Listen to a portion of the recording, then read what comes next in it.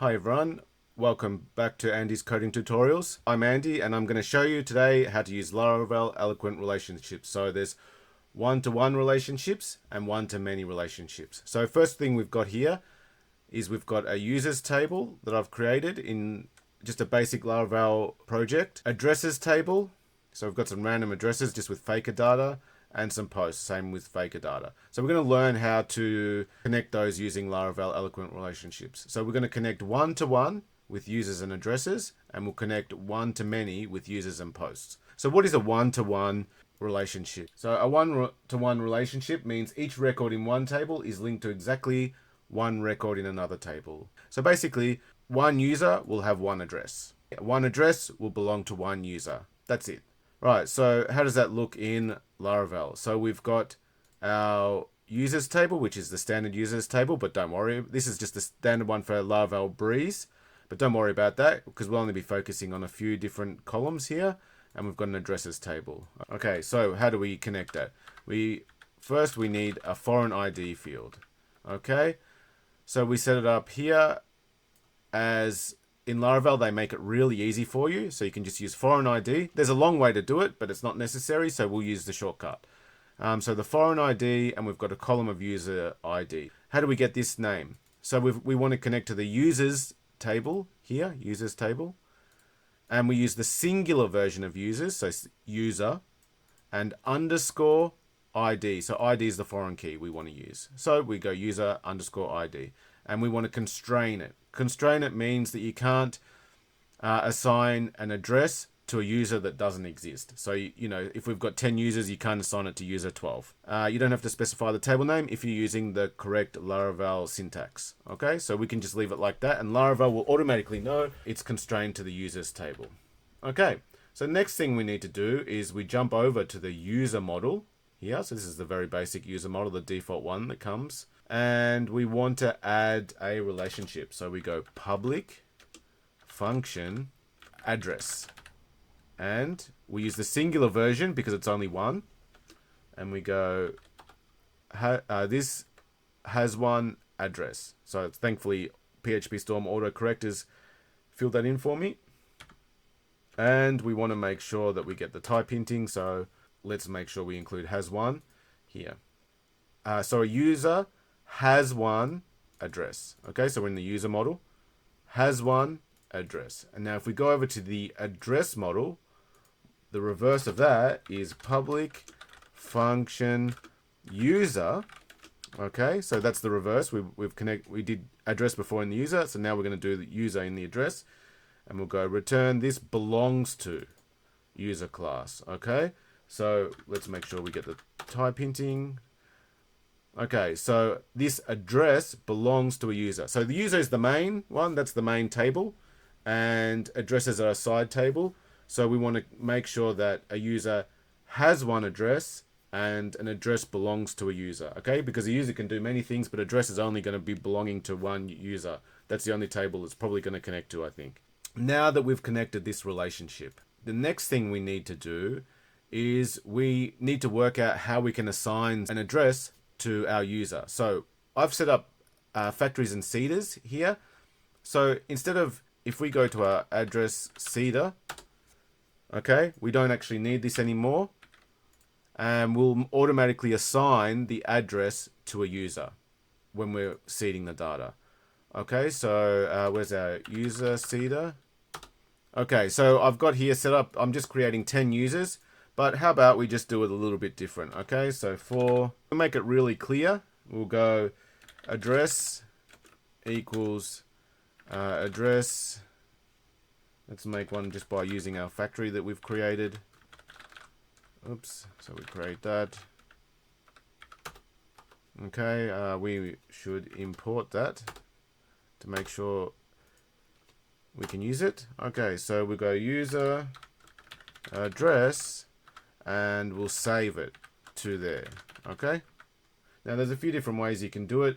You can simply save it by ID, you can create it in here, you can do it a bunch of ways, but this is probably the clearest way to do it, as it's really easy to understand. Okay, so if we migrate that fresh with a seeder, oh, we've got an error here. Oh, okay, so our error is we need to make sure this is actually nullable. just for this demonstration, because we want to make sure that it's nullable here. When we go back to our user seeder, then we can still do it because we've got a nullable field. Okay, so let's go. If we run that again, that should come through. Okay, so now this whatever address we created should be attached to a user. So let's go and see what that might look like in our view. So we've got our users table here, and if we just copy that and add an address in there here, and we'll copy this and add the address in. Okay, and let's see what happens here. Okay, so our users table is connected. We can see our addresses are all in here. These are our new addresses that we got, and they're actually connected in this field. So let's have a look what we can do with them. So that's just the raw data now, the relationship. So if we go back to here, so let's make, if we go user address, and so to reach into it now, we reach into the address and we go street address. And let's put a line break after that.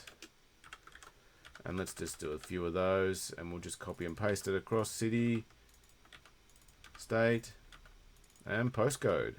So if we go back to our thing, we should be able to see the address here. Okay, so Gloria, here's her email address, and here's her address. Okay, so that's connected now. One thing to be wary of, because we've made it nullable, you should always check if, so for example, if this user address exists. Very important, because if it doesn't exist, you'll get an error, because you'll be trying to find these address things here that aren't there now. So you should always make sure you check if the relationship exists. The next thing that's also really important to focus on too is if we go into our user controller now, I'm just grabbing it here, user get. So this is very simple, right? This is just a really, really simple project, and I've got 10 users. So it doesn't take much time to load. However, if we have a project, for example, so let's just try it out and see what happens. Okay, so we've only got 10 here, but if we did 100 or 1,000 like this, and we migrated it and ran the seeder again, it'll just take a little bit of time. Okay, that's finished now. And so we've got 1,000 users in the database now. So this will probably be quite a big page, and it might take a little bit of time, and it may even crash. But every time we load a record now, so Courtney, Edith, and whatever, that's querying this database for this address. Laravel has a thing that's called lazy loading. But what we can actually do when we load it in our user controller is we can use what's called eager loading. So we load it first, and Laravel, that'll speed up the query significantly. So if we go with address like this, so Laravel knows to, when it's pulling all the user records, to get all of the addresses in one go, in one query. So that'll go down from 1,000 queries, 1,003 queries or whatever it is, down to about 3. So that'll save time when loading, and as you get more and more users, the benefits just increase exponentially. Okay, so make sure when you're doing relationships, you include with. So now we've created a one-to-one relationship with users and addresses now. What is a one-to-many relationship, and how do we make that in Laravel? So we've got posts now and users. So let's go back to our user seeder here, and we'll just go back to 10. So if we just run that migration again and seed it. Okay, so we want to go back to 10. Okay, we're back to 10 now. And we've got, I think we've got 20 posts. Okay, a one-to-many relationship is when you have, for example, a user can have many posts, but a post can only belong to one user. So say you create a post on a social media site, Facebook or Instagram or something like that. Well, it only belongs to one user. You can't, multiple users can't make one post. But a user can have many posts. So you got one user with many posts. And so the post belongs to one user, and the user can have many posts. So how do we make that in Laravel? If we go into our posts table here, okay, so we need to do the same thing again. We go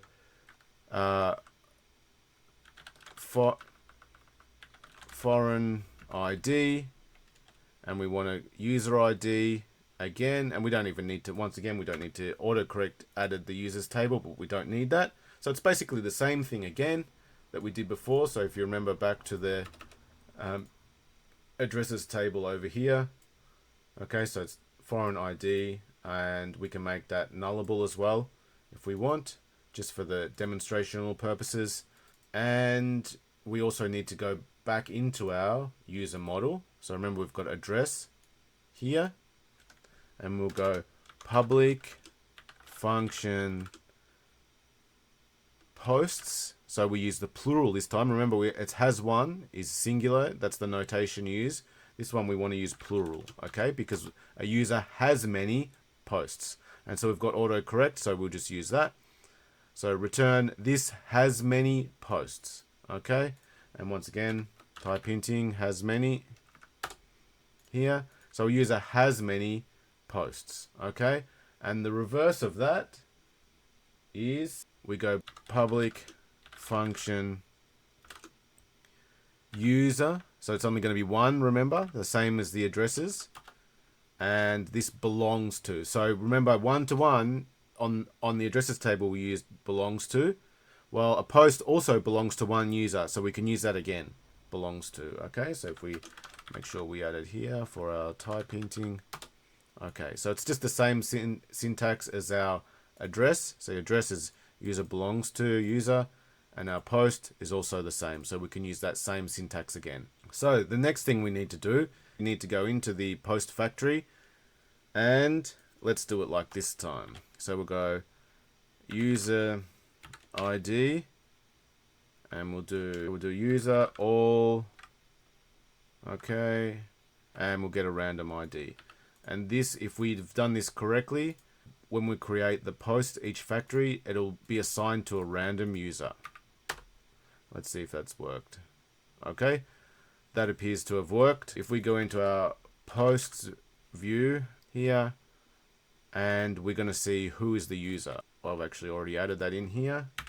So we'll go user and user here.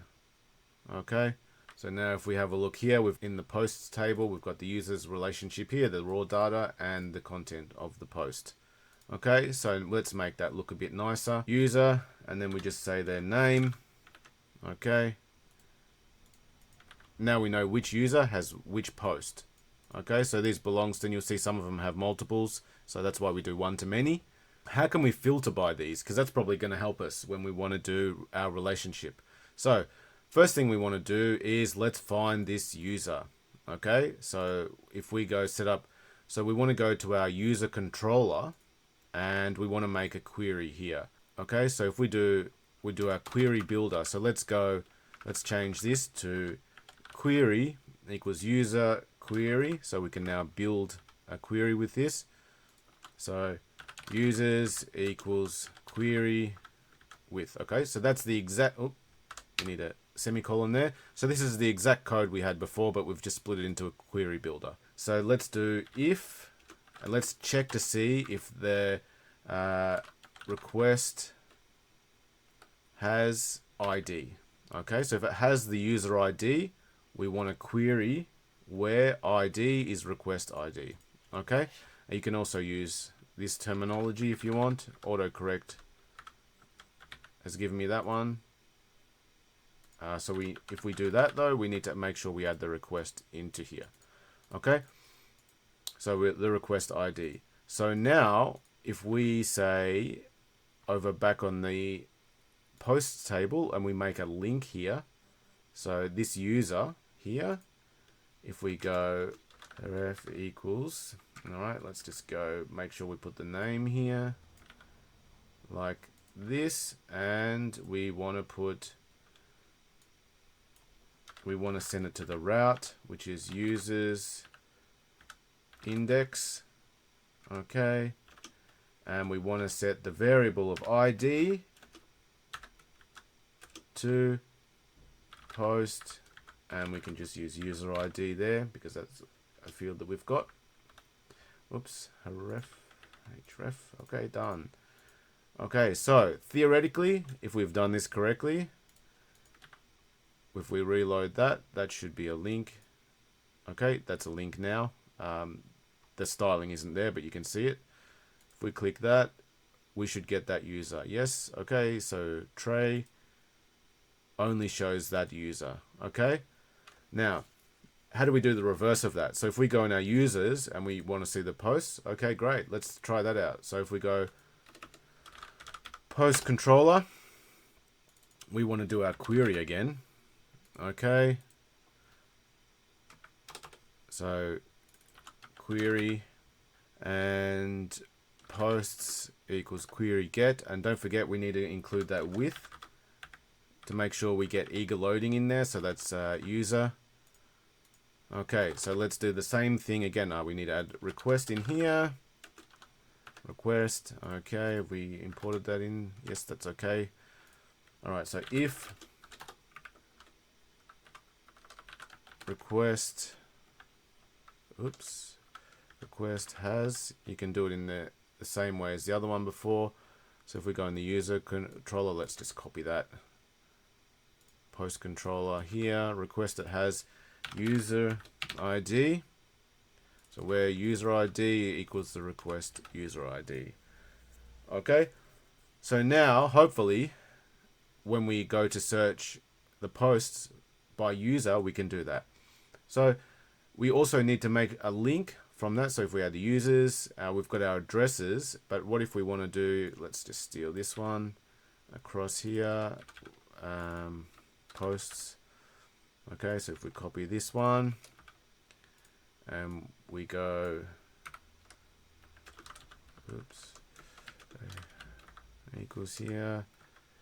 So we want to make a route post.index, and the variable we want square brackets there, user ID is user ID. Okay, so now we should be ready to go. Okay, no errors. So let's have a look at our users table. We've got post link. So we want to see, we've got the users addresses are 1-to-1 and our 1-to-many of the users table posts. Here goes nothing. Okay, so Eduardo has 2 posts. I think Trey should have more than that. Let's have a look. Trey. Here, this Trey.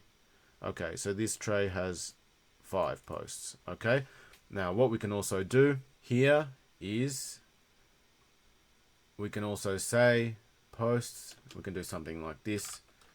And user posts count.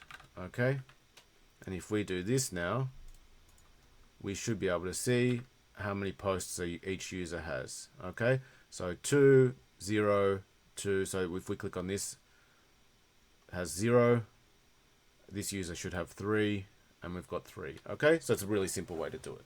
Okay, so this has been a simple tutorial about Laravel Eloquent 1-to-1 and 1-to-many relationships. So today we've learned how to do 1-to-1. So we connect out our users and their address here, like that. And then we connect users and posts here, so with 1-to-many. If you like this video, please subscribe for more. If you would like a specific topic covered, please leave a comment below and I can look into it for you. Thank you.